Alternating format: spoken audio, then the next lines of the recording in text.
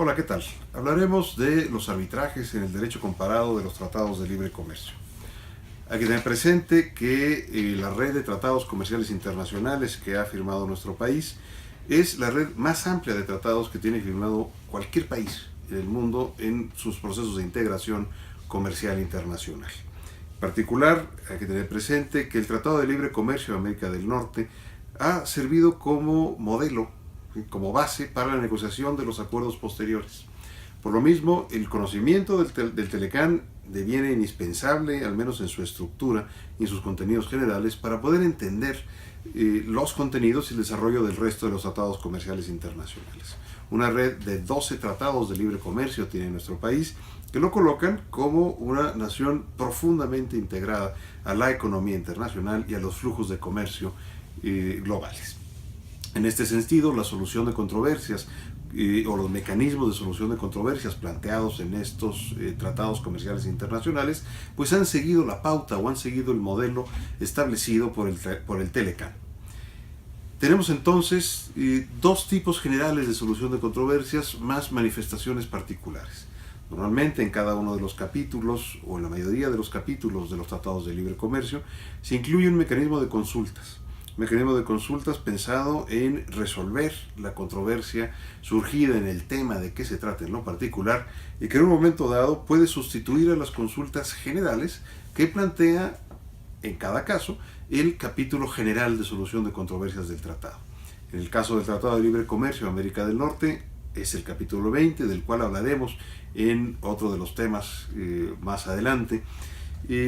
El tema de inversiones extranjeras también, capítulo 11 del Tratado de Libre Comercio, el capítulo correspondiente en los diferentes tratados, y como excepción y solamente contemplado en el Tratado de Libre Comercio de América del Norte, el capítulo 19, relativo a solución de controversias en materia de prácticas desleales de comercio, antidumping y antisubsidios.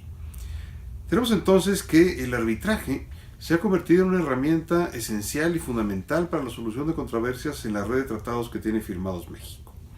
Empecemos por el modelo general de solución de controversias entre partes con mayúscula, que así lo van a encontrar ustedes en la redacción de los tratados, donde cuando aparece parte con mayúscula se refiere a una parte firmante, se refiere a uno de los estados parte del tratado. Pues el mecanismo de solución de controversias entre estados parte es un mecanismo que se planteó originalmente en el Tratado de Libre Comercio de América del Norte y que hoy en día se encuentra en un estado de suspensión.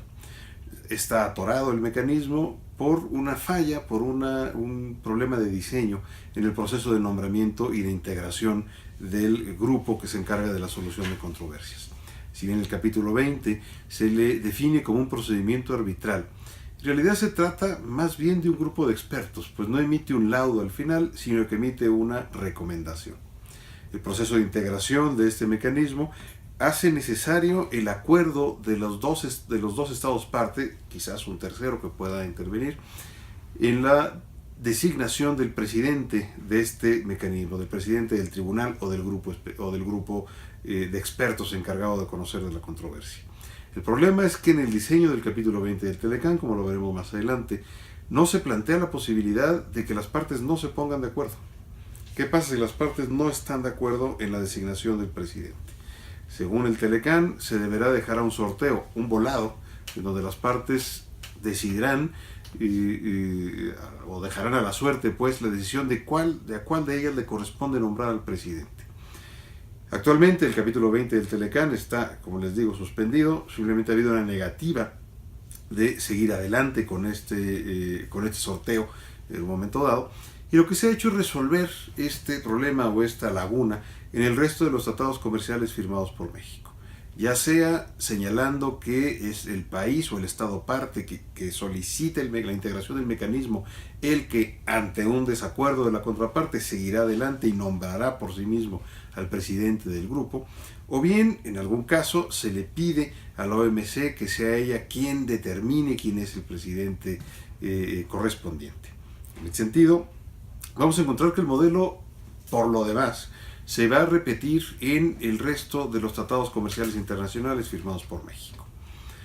En el caso del capítulo de inversiones, Todos los capítulos de inversiones, cuando se contienen en el tratado, hay algún tratado que no trae un capítulo de inversiones en lo particular, traerá una sección B o una sección dedicada a la solución de controversias. Y ahí las reglas aplicables en ese mecanismo serán tanto las de un citral o bien las del CIADI, a elección de las partes. Y en el caso de las reglas del CIADI podrán ser las del mecanismo ordinario del CIADI, que exige que tanto el país que recibe la inversión como el país del inversionista sean socios del CIADI, o bien las reglas del mecanismo complementario que permiten o que están diseñadas para el caso de que una de las partes no sea socio del CIADI.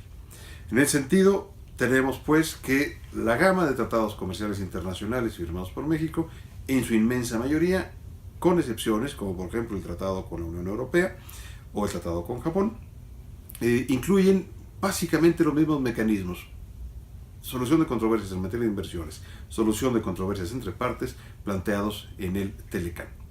Para este efecto se les recomienda una lectura. Se publicó por el Instituto de Investigaciones Jurídicas de la UNAM y es desde luego de libre acceso la obra Contratación y Arbitraje Internacionales. Esta es una obra coordinada por el doctor Ricardo Méndez Silva y en particular se les recomienda la lectura de uno de los capítulos, que se llama El arbitraje y los tratados comerciales internacionales de los que México es parte, escrito por un servidor.